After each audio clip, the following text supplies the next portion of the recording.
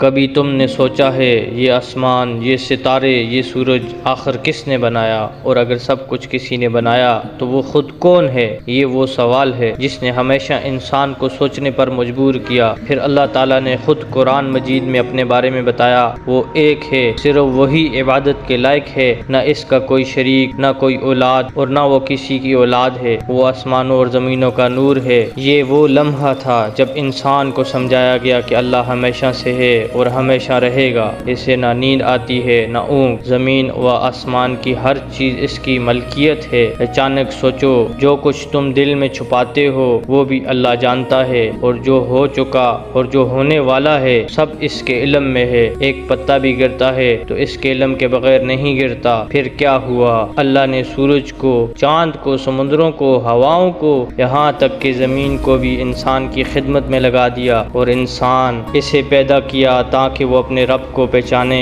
وہی رزق دیتا ہے، وہی عزت دیتا ہے، وہی چاہے تو سلطنت دے دے اور چاہے تو چھین لے، وہی اولاد دیتا ہے، جسے چاہے بیٹے، جسے چاہے بیٹیاں، اور اگر کسی کو مصیبت آ جائے تو اللہ کے سوا کوئی اسے ہٹا نہیں سکتا۔ پھر اللہ نے انسانوں کی ہدایت کے لیے اپنا آخری نبی بھیجا، حضرت محمد صلی اللہ علیہ وسلم، اور ان پر نازل کیا قرآن مجید، وہ کتاب جس کی حفاظت کا وعدہ خود اللہ نے کیا۔ یہ دنیا ختم ہو جائے گی لیکن اللہ باقی رہے گا۔ تو سوچو، کیا ہم اپنے رب کو پہچانتے ہیں؟ کیا ہم قرآن پڑھتے ہیں، یا ہم صرف دنیا میں کھو چکے ہیں؟ اگر تم چاہتے ہو کہ اللہ تمہیں ہدایت دے تو آج ہی قرآن سے تعلق جوڑو، کیونکہ اصل کامیابی صرف اللہ کی فرمانبرداری میں ہے۔ ایسے واقعات کے لیے ابھی فالو کرو۔